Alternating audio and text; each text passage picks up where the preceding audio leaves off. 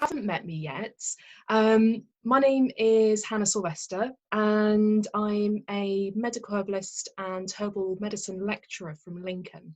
And thank you all very much for joining me here this afternoon. It's a real delight to be part of this festival. I wanted just to start just by saying that, as well as the wonderful benefits that our trees have for our environment and our wildlife, and also our mental health, of course, as well, I wanted to bring to you this afternoon the concept that trees can bring an awful lot into your life from a physical health perspective too. And many of the prescribed medications that we might obtain from our GPs or our hospitals are actually derived from trees, and you may have heard of two in particular that are of note. So of course our aspirin is derived from the white willow tree, the bark of the white willow tree, and also the Pacific yew, Taxus brevifolia, is the basis for a number of chemotherapy drugs that are used in cancer treatment. So any of the cancer treatments that have Taxol after the name, for example. So trees have this really wonderful benefit that they can bring to our lives in so many respects. But this afternoon, we're talking about the hawthorn tree. So I'd like to share with you how you can use the hawthorn safely as a medicine, by helping to provide a little bit of enlightenment as to how it can heal and how it can support the body, so that during the springtime and during the autumn months, you can start to make your own hawthorn remedies and help to support your health with hawthorn, and bring you just that little bit closer to one of the most prolific, beautiful and underestimated trees and underappreciated trees, in my opinion, that we have just around the corner from us. And we'll start by touching on some of the history that's associated with it. Then I'll introduce you to why it has the actions on the body that it does, and thereby what kind of uses it has within the body. And then we'll finish off by talking about how you can make your own medicine from the leaves and the berries and the flowers. And I've brought some examples of different medicines that are made from the hawthorn to share with you on screen, and hopefully demystify a little about what you can do with this fantastic tree.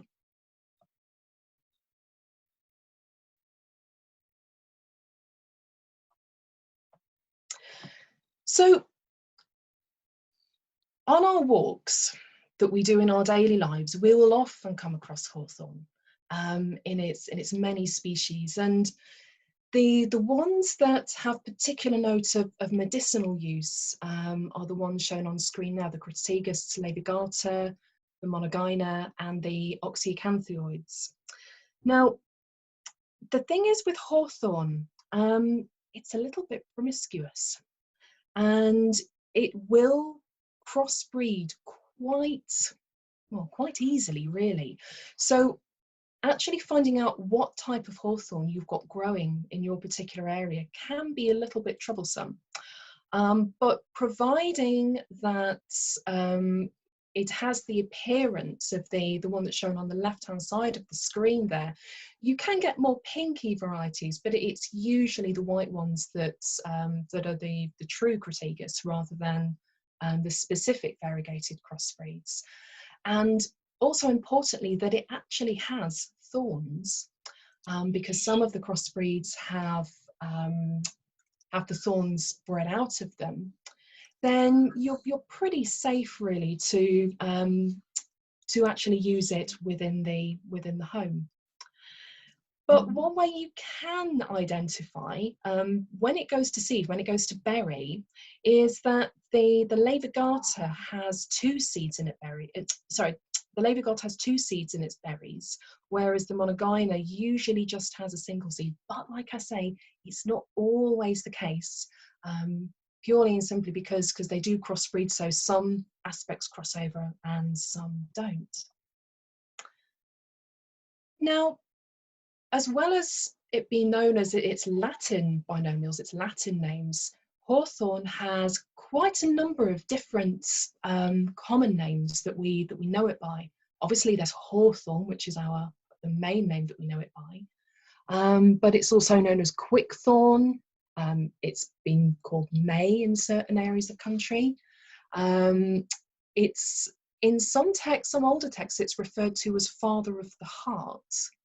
And perhaps more commonly, a lot of people know it as bread and cheese. Now, this is a curious one because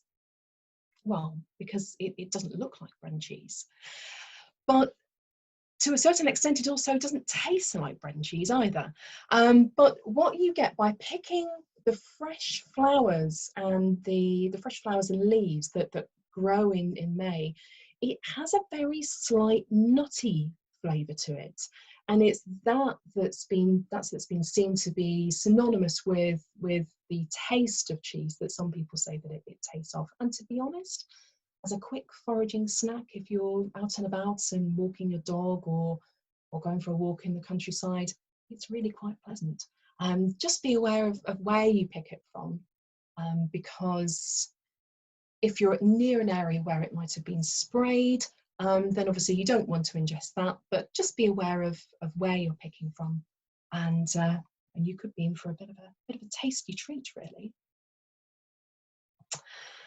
So, in terms of its history, the lovely creamy white blossoms that we're seeing, well, just coming to the end of now, actually, because we had quite an early hawthorn season this season.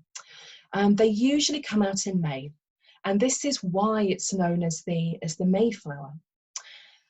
And it's worth mentioning at this point that there is quite a common confusion between the hawthorn flower and the blackthorn flower, because the blackthorn flower does look very similar to the hawthorn flower, with a few minor subtle differences.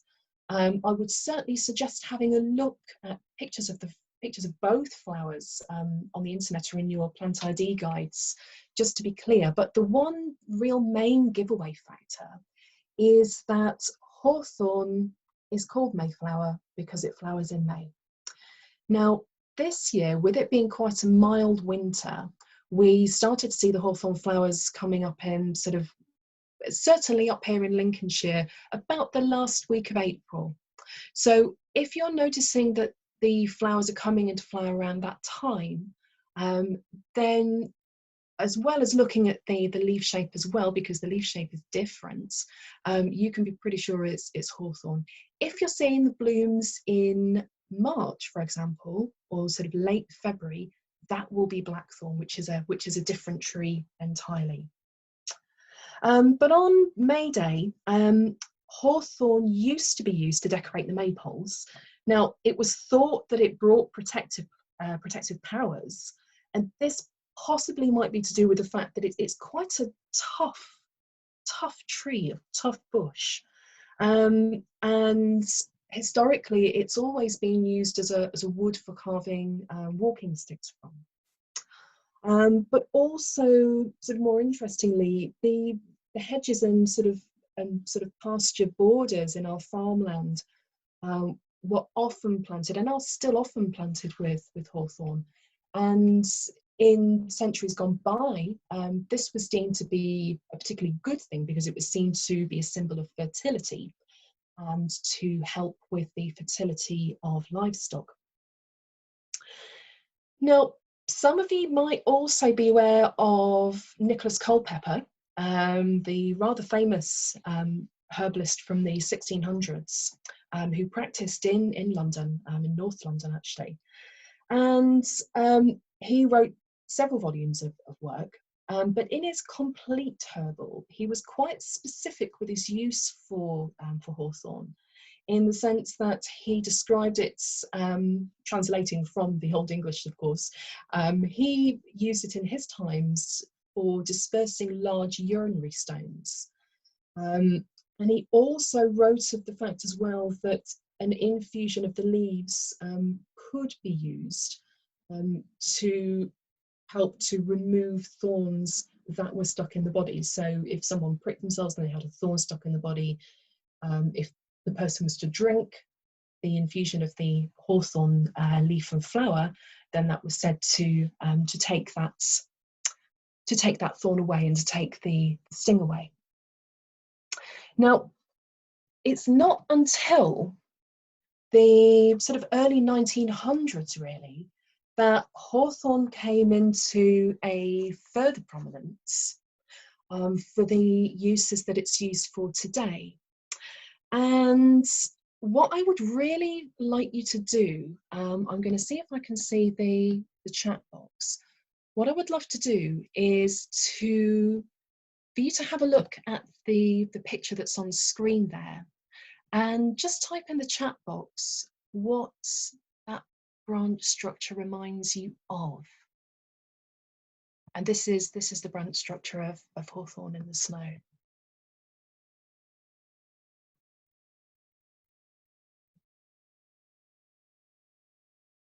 Okay, brain, lungs, yeah.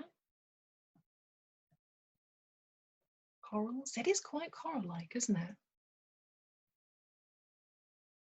Cells, yeah, walnut case. Veins, yes. Mystic woodland, how lovely.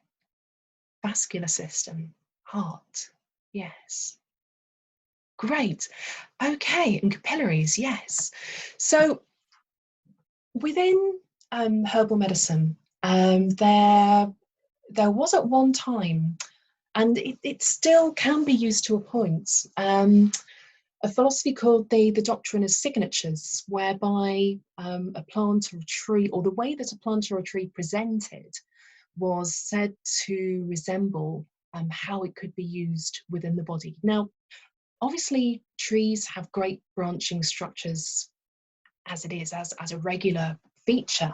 But this particular picture that I took in the very heavy snowfall that we had back in 2010, I think, up here in Lincolnshire, really made it rather prominent and apparent that it really does very much look like our blood capillary system.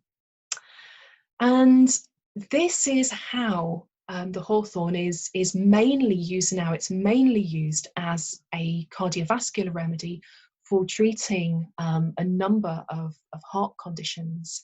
And if you have a free afternoon where you fancy having a look on Google Scholar, it's definitely worth having a look at the great vast quantities of research that's been done into hawthorn.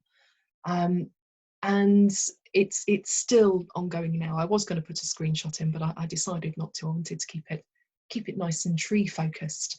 But it's definitely worth having a look at the research that's out there, because it really does prove that hawthorn does have a fantastic benefit for our heart, as we'll go on to talk about. And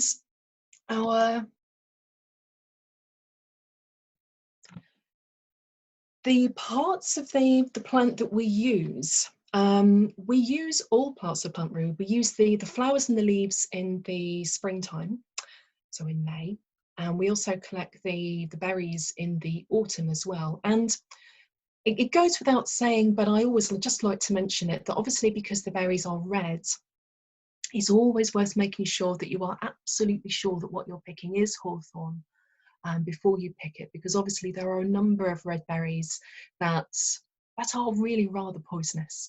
So do make sure that you're aware of what you're picking, that you know it is hawthorn before you pick it. Now, in terms of its medicinal uses, its benefits lie in the sense of the fact that it contains a number of constituents, a number of different plant chemicals that in combination have a really powerful medicinal effect. And this is certainly a case where sort of the sum of the parts is greater than one isolated constituent. Now, the particular constituents that do have an effect, and I'm not going to go too heavily into plant chemistry this afternoon, but it's really quite interesting and it's definitely worth knowing. The parts of the plant, sorry, the parts of the plant chemistry that are of particular note are the flavonoids that it contains, particularly rutin. And what rutin does is it strengthens the walls of the blood capillaries and it helps to reduce their permeability. So this is why it's used for cases where people find they bruise easily, for high blood pressure and so on. And also it's interesting to note that the word flavonoid comes from the Latin flavus, which means yellow. And as you'll see when I share some of the materials that I've got with me today, the flavonoid element really contributes to the sort of the yellow and orange extracts that are made from hawthorn. In addition, one of the other highly effective elements that it contains contains tannins. Now, you're probably already aware of tannins from our conventional normal cups of English tea that we might drink, but an awful lot of plants contain tannins. And pharmacologically, what they do is they astringe and they dry and they tighten. So between the tannins and the OPCs, the oligometric proanthocyanidins, there's a good word for a Friday afternoon, that they contain. This is another reason that it helps to strengthen the heart muscle. So in terms of its actual uses, it dilates the coronary blood vessels, so it brings a bigger supply of blood to the heart, and so therefore improves oxygen levels. It increases the force of heart muscle contractions, and so therefore it improves the efficiency of the heart. It's anti-arrhythmic, which means that it keeps the heart in a steady beat, so it keeps a regular rhythm. And to a certain extent, it also has an antioxidant effect on the blood vessels, and this is down to the OPCs. I won't say the long version again. So in that sense, it has a use in preventing arteriosclerosis and helping to reduce cholesterol, the bad cholesterol in the body. Additionally, it's very mildly sedative. It's not something that would send you to sleep, but it's mildly sedative in the sense that you would find it calming. And also it has a cooling and a drying action generally within the body, as we've mentioned, through the tannins. So it really has a good place for use for people that are experiencing menopausal hot flushes and night sweats too. So it's a very gentle, supportive remedy, but it's a cumulative remedy. It's small doses over a long period of time tend to work quite well. And in terms of its qualities, again, it's cooling, it's drying, it's a little bit sweet, but it's also a little bit bitter as well. Now, it was really pleasing to hear about the supports that the Trust had given to the Tree Festival, because as well as the standard flower remedies that are available and are well used and have a really good effect on the human body, many of our tree flowers and also our wildflowers as well do hold a really valuable place for their emotional uses. And hawthorn really does have a very valuable place as a medicine for our emotional hearts. Now, it's seen generally to be strengthening and protective, and particularly useful for aspects that you would think would affect the emotional heart, like bereavement and heartbreak. And it's particularly soothing as a tea, or if you make your own flower remedy from the flowers, or if you use a tincture or some other extract of it, it's really valuable for the emotional heart. And I really think that very much links in with the fact that the hawthorn tree is part of the rose family. It's the Rosaceae family, and many of our remedies that we find heartening and soothing and comforting really come from that family. And you know, if you think about how you feel when you smell a rose, it smells beautiful, it smells heartening. And whilst hawthorn maybe doesn't have the aroma of a rose, certainly medicinally, for its emotional uses, does have a very similar effect. Now, on to the medicines, because this is a really important part of what I wanted to tell you about today. And on the screen there, you'll see in the top left-hand corner some Hawthorn berries. This was taken back in 2015 that I harvested in September. And on the right-hand side, you will see a bit of a murky-looking mixture in a kilner jar. Now, what that is Hawthorn berries that I've picked and I've washed and I've destemmed them, popped them in a nice sterile kilner jar, and then poured vodka. I'm not endorsing any particular vodka, any vodka will do. And if you pour the vodka over the hawthorn berries, pop the lid on, leave it in a dark place for about a month.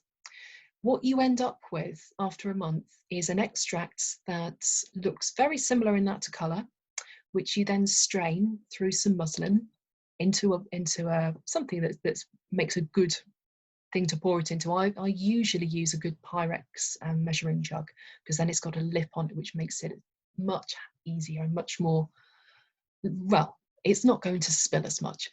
And then you pour your mixture through that, squeeze it through, and then what you're left with is a tincture.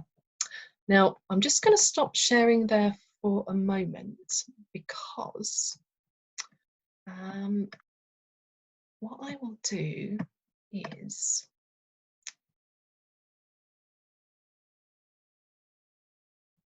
okay, there we go. Hi everyone.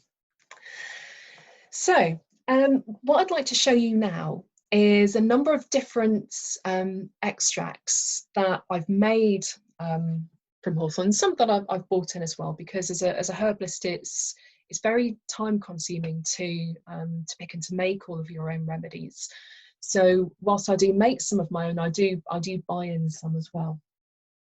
So first of all, just to introduce you to hawthorn, because I'm very well aware that not everyone might be familiar with what it looks like. Now, this is a little branch of hawthorn.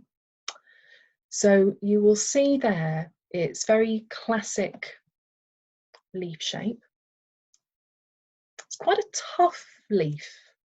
And because it's quite a tough, waxy leaf, what that means is that if you pick the leaf and the flower to dry at home, it takes an awful long time to dry. So if you have a dehydrator, it's absolutely worth using a dehydrator for, and they are becoming, you know, a lot more cost effective than they used to be. So I would certainly look towards that if you're going to be doing a lot of drying. But you know, if you don't have the space and you don't have the funds to do that, equally you can get a perfectly good dried extract from just hanging it very loosely. I hang mine in a very, very loose muslin bag, and just let that air dry in a dry environment. And it does take a good couple of months to dry properly, I find. It's a very, very slow dryer, but it's worth the wait. And the other thing I picked this particular branch to show you is it's a really good example of that really lovely thorn.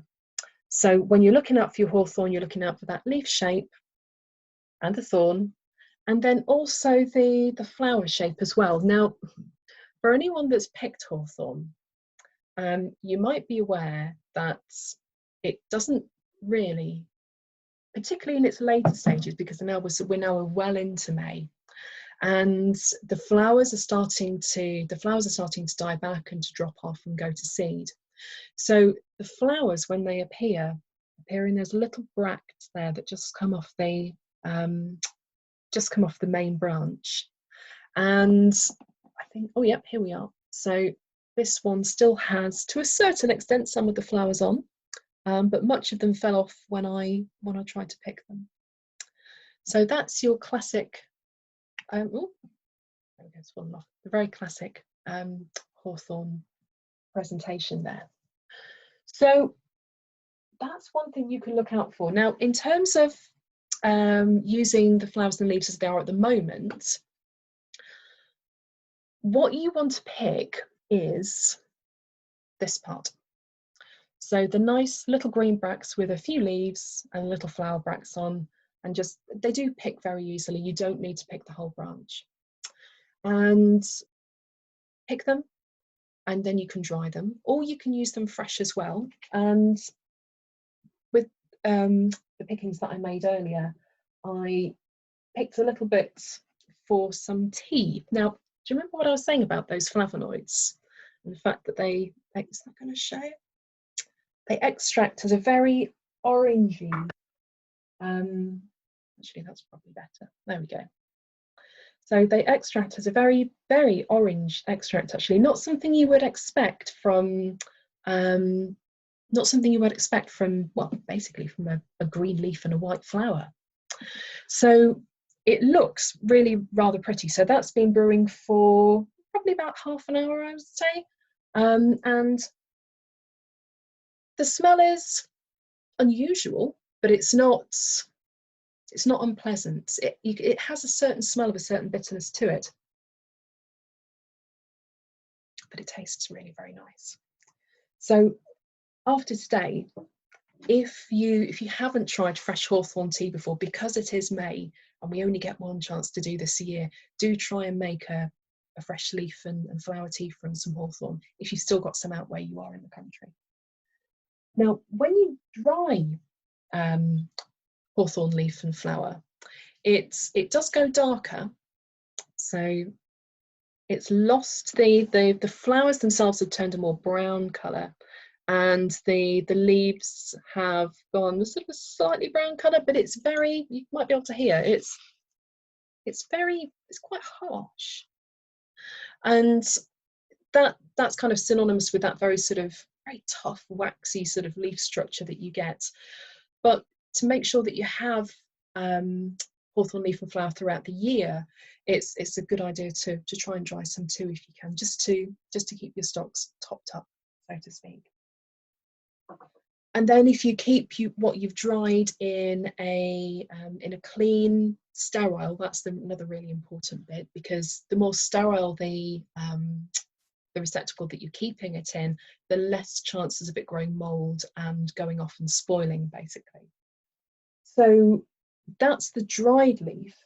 And then what you can also do as well is, remember me saying about tincturing? Well, this isn't one I've made myself. This is the colour of a hawthorn leaf and flower tincture. So again, it's got that real kind of synonymous orangey colour that you come to expect with hawthorn. And the smell is,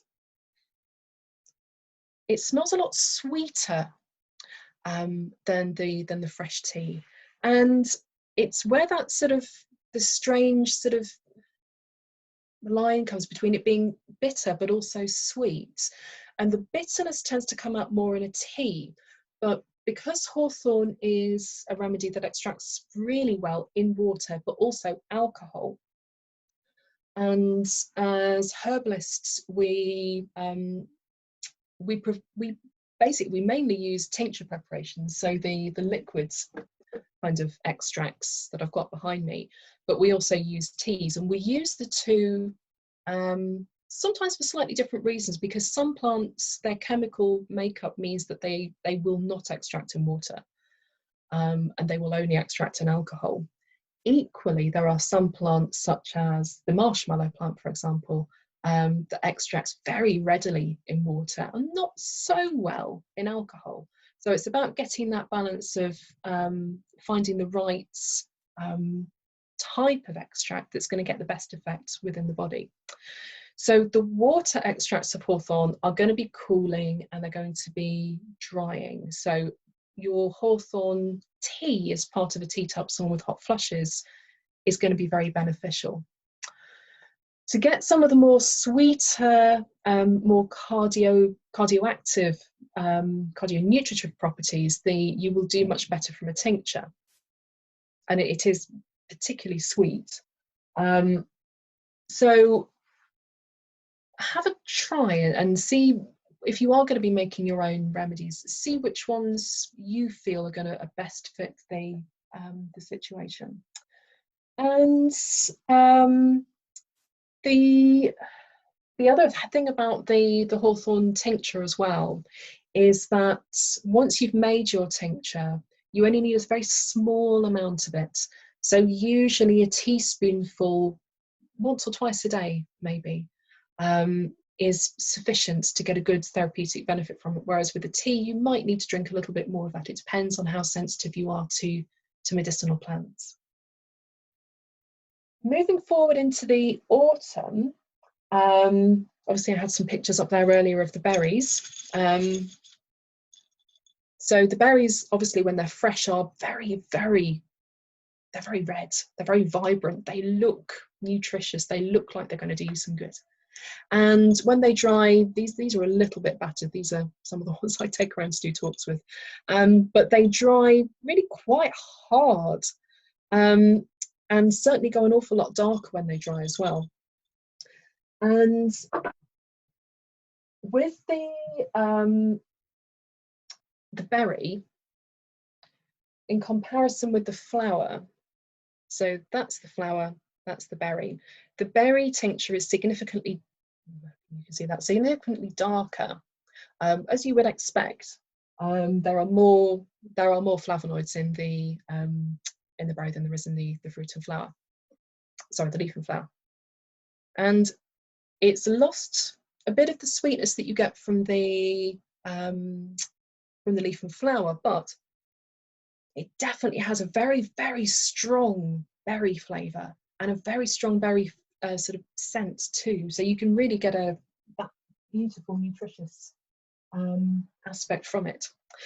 Now, the picture that I showed on the last slide that I showed you, that was hawthorn berries steeping in vodka. And to make that, you wash your hawthorn berries, put them in the kiln jar, as I said, pour vodka over the top, and then make sure that the berries are weighted down, or at least they're not coming above the surface. And when they finished extracting, you're left with essentially just sort of the whiteness, really, of the stone in the middle, which isn't going to extract. Another way of extracting the berry, and this is really rather pleasant, is that hawthorn makes a very, very good brandy. Now, this is the last of my hawthorn brandy that I made in September 2018. And you'll note that I'm keeping a tin and amber bottle as well, to prevent it from degrading too much. There's not a great deal left in there now. We're looking forward to the autumn. And same process again. So clean your berries, pop them in a sterile kiln jar, and then just pour, to be honest, any brandy will do. But any brandy over the top, and that presents quite a sort of a, it's much more of a murky solution than the vodka tincture. But that brings about slightly more, because brandy is warming, so it will warm up the hawthorn effect more, so to speak. But if you find the taste of vodka not palatable and you prefer brandy, then that's another good way of doing it. But I would certainly recommend, right here and now, definitely making the tea. And in terms of how many bracts I've got in my teapots, I have 2, which has made a good 3 litre, well, good 3 hearty cups of tea. So you don't need an awful lot to get a really good extract, basically. Now, just to add something else to this, if you're thinking in weight terms, the usually about 2 to 4 grams of hawthorn leaf and flower per day is quite a good dose to get medicinally. But in terms of the alcohol extracts, it's about a teaspoon once or twice a day, depending on your sensitivity and your tolerance level to alcohol. And just to finish off, obviously there are a number of things to consider when you're making medicines for plants and you're using medicines that are made from plants and trees. And the first is essentially the ethics of foraging. So do be aware of what you pick. So only pick what you need. And there's a sort of a bit of an unwritten rule that you only pick sort of 10 to 20% of what is available on that particular patch. Some of you might have seen in your part of the country, you know, with the recent trends for foraging and making things from wild plants and trees, that some things have become over harvested, like the elder, for example, which I'll be talking about tomorrow morning. And that has become problematic because obviously by picking the flowers, you're then reducing the opportunities for berries to form, and obviously our birds and our other wildlife need the berries for food. As I mentioned earlier as well, you need to be aware of where you're picking. So pick somewhere that you know. Pick somewhere where you're aware of what the environment is like. You know, do you live, you know, on the edge of a field, and does that farm get sprayed? Does the local council spray horrible weed killer all along that path? Will it have sprayed it? These are all things to consider. But quite helpfully, with hawthorn being a tree, there's usually at some sort of picking area that you can be quite safe that hopefully the council weed killer won't have touched the area. And very importantly, medicinal plants have cases where they're not appropriate as well. So for the hawthorn, whilst it is a really truly wonderful medicinal remedy for helping to reduce mild to moderate high blood pressure, on the contrary, if someone has very low blood pressure, because it dilates, because it widens the vessels, if you widen the vessels, if someone has low blood pressure, it will make the blood pressure drop more so. So do be aware of that. If you're aware of the fact that you have low blood pressure, my apologies, or if you're someone when you stand up and you get really lightheaded quite frequently, then that's maybe a case to maybe choose another remedy or approach it very, very cautiously. And it kind of goes without saying, but I will mention it just to be clear, that medicinal plants and prescribed medication can work very, very well together. But I would say that because most heart medication is very, very precisely prescribed, and there's quite a wide range of dosages for the different heart medications, like beta blockers, for example, and digoxin actually.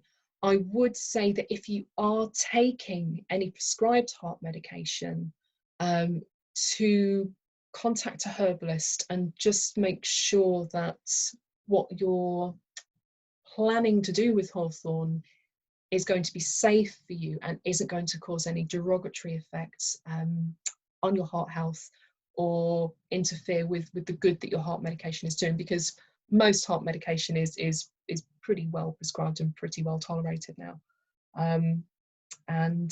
Obviously, you know, we want to make sure that you know, you don't conflict with that too much, but they can sit side by side. So what I would really love to do now is go on to the chat section and just go through some of the questions that have appeared. And once I've done that, what I'll do as well is I'll open up the floor if anyone would like to ask any verbal questions. If you don't want to type into the chat box, or if you haven't got that facility, I'd be very happy to take some questions there as well. So let's just have a quick look through. Hannah, I can probably help out a little bit because I could. Oh, thanks, Andrew. Yeah, so I think you may have covered it, but there was the contraindications with medicines. That was a question from Lucy early on. There was a question about the Rose family, the Rosaceae. You covered that. So people have been asking, what can they use instead of vodka or brandy to make a extraction? What can they use, vinegar or? You can use vinegar actually. I've never done a Hawthorn berry vinegar, but Hawthorn flower vinegar works very well. So vinegar as a form of extraction is a very, very old form of extraction. It's not something that commercially is done, because when you make vinegar extracts, they have a fairly short shelf life. You can usually get a good sort of 6 to 9 months out of them. And what you can do, the really beautiful thing about making vinegar extracts is that you can almost make a little prescription for yourself in one vinegar.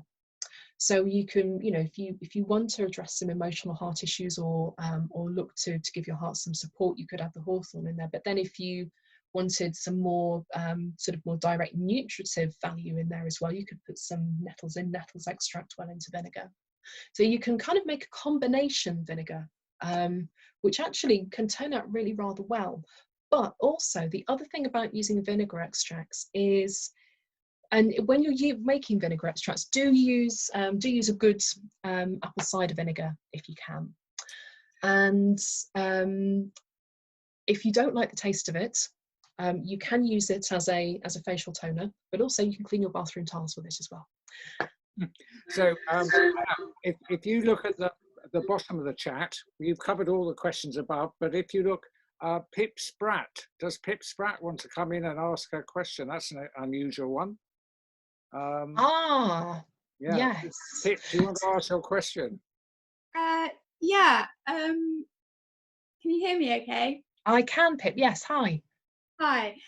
Yeah, my mum would never allow hawthorn in the house. She's very adamant about it. Do you know anything about the folklore? Yeah, there is a whole, if you're interested in folklore, this book by Gabriella Hatfield, Hatfield's Herbal, The Secret History of British Plants, is very good, and there's a good 5 or 6 pages about it in there. Now, that particular element of not bringing it into the house, it was deemed to be bad luck, and it's that where we think that comes from is because it is written in certain texts that the crown of thorns in the Bible was made from hawthorn. So the association between that symbolism of the crucifixion and the hawthorn therefore became intermixed, and that's where we think a lot of the hawthorn, or a lot of the ideas about not bringing hawthorn into the house came from. Yeah.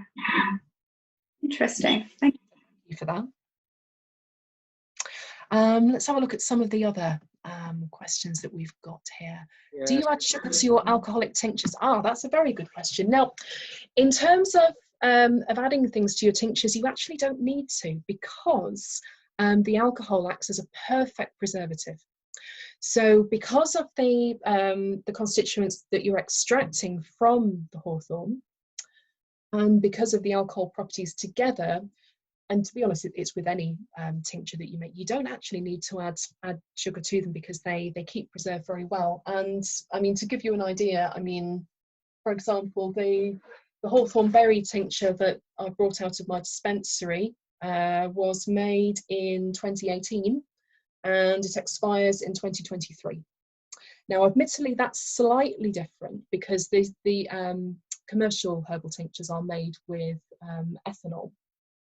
So they generally have a sort of a slightly higher percentage sometimes, but even still, with a vodka or a brandy extract, you can usually sort of keep it for a good 3 years maybe, depending on what you're making. So if you want to add sugar in, well, if you want to add anything to it, add honey to it if you don't like the taste. But you absolutely don't need to add anything in for the preparation itself. Okay, let's see what else we have here. So we've got time for a couple more questions. Okay, so a question from someone who has a pacemaker and is taking a particular type of medication that is often used with that. To be honest, I wouldn't. There are, as I was saying, a lot of the very, very good, strong heart medications are very, very finely dosed, and you really don't want to upset the balance of how that medication's working. So for that particular case, I would say no, just to be on the safe side. Okay, let's have a look here. Someone called Gigi has asked, has all Hawthorn got the same potency, or is Hawthorn in full sunlight better, or Hawthorn in shade? That's a very good question. I'll be honest, I don't know. But the thing to consider with all medicinal plants and trees is that they will be the product of their environment. So if the soil is more suited to it, and if the soil is more appropriate for that particular plant, if there is a better quality of soil, you will generally tend to get a better type of extract. And personally, it's just my bias, but I prefer to use organic herbal tinctures for a number of reasons, but partially because to me they taste better. And in my eyes, if they taste better and I can taste some of the different qualities of the types of constituents that they contain, that to me means you're getting a slightly better extract. But in terms of the sun and the shade, I don't know, but it would make a really interesting experiment, and certainly one you could absolutely try. Let's have a look a little bit further down here. Okay, would anyone like to ask a question by voice? If you do feel free to unmute yourself. Hi, Hannah. Oh, sorry. Sorry. I just wondered, do you have any suggestions for good books for somebody that's planning to start studying herbalism that you could maybe suggest? Absolutely. I mean, what I'm going to be doing after the festival's ended, I'm hoping that I can still publish a long overdue blog for the Urban Tree Festival website, and I will certainly plan to put some on there. But in terms of goods, if you're planning on studying herbalism, are you thinking about more formally or informally? I'm planning to do it formally.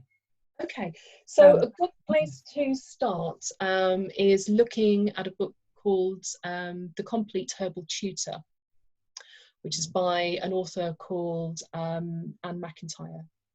And she's an Ayurvedic but also a Western herbalist. But for newcomers to the field, she has written it's really quite a good comprehensive book that makes it really, really easy to get into, and whilst also being very, very clinically sound as well.